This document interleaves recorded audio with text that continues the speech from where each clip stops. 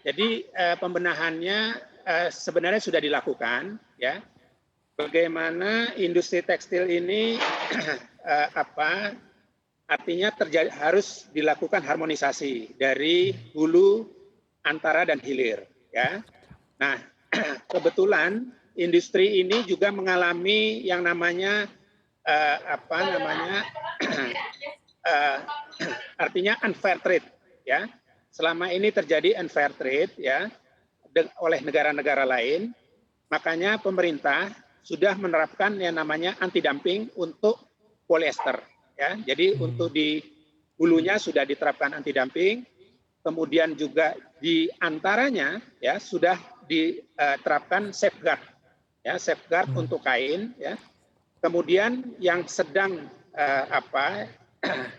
mungkin tahun ini, ya, mungkin secepatnya ini pemerintah juga bisa menetapkan di garmennya. Nah, karena ini terjadi unfair trade, ya, makanya setiap negara, ya, dalam hal ini Indonesia juga kita menerapkan proteksi terhadap barang-barang impor ini, gitu ya. Itu yang kita lakukan. Nah, kemudian kita juga memperbaiki juga industri antaranya. Nah, jadi yang terjadi ini, industri antara ini memang kebanyakan industri-industri yang umurnya sudah tua, ya. Iya. Kemudian juga ini yang memang yang menghasilkan kain, ya. Ini yang menjadi bottleneck. Nah, ini yang kita perbaiki dengan program restrukturisasi kita, Pak. Jadi restrukturisasi mesin, ya, ini harus dilakukan karena supaya produktivitas permesinan tekstil kita ke depan itu menjadi tinggi, ya. Itu yang harus dilakukan. Baik. Nah, satu lagi memang ini arahnya memang ke arah demand, ya. Jadi sebenarnya pemerintah juga waktu di akhir tahun kemarin sudah membuka beberapa mal dan sebagainya, ya. Nah, ini karena buka tutup memang ini masih tapi perkembangannya juga sudah baik sebenarnya, ya, sudah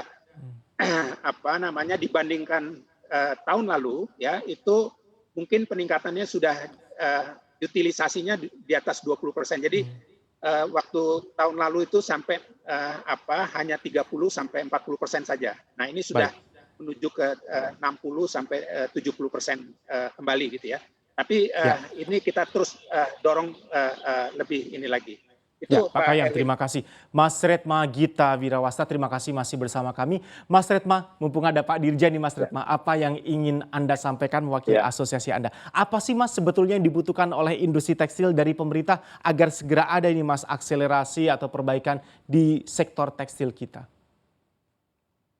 Ya, sebetulnya kami sangat terima kasih sama Kementerian Perindustrian yang di Pak Kayang. Ini arahnya sudah betul, Mas. Arahnya bahwa untuk yang penting kita ini kan dapat jaminan pasar, dapat market, yaitu market dalam negeri. Jadi apa yang sudah dilakukan, sudah ada anti-dumping, sudah ada safeguard, nanti kita tinggal tunggu safeguard garment nih. Kita harap safeguard garment ini bisa cepat karena barang-barang impor ini yang paling sekarang masuk banyak adalah di garmennya. Begitu garmennya barang impor masuk banyak, sampai hulunya jadi terkena efek domino. Jadi kinerjanya juga jadi kacau begitu. Nah, ini safeguard garment ini kami harap juga bisa dilakukan dengan cepat.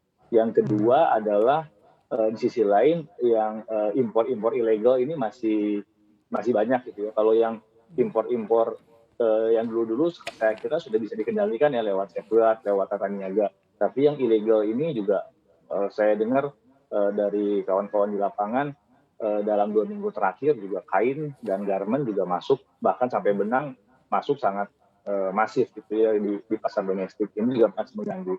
Yang ketiga yang kita ingin bereskan di pasar domestik tentu adalah e-commerce. Nah, ini e-commerce ini yang bahkan kemarin dari Presidir BCA menyampaikan e-commerce ini 90% yang jual e-commerce adalah barang impor. Itu termasuk barang-barang tekstil dan garment gitu.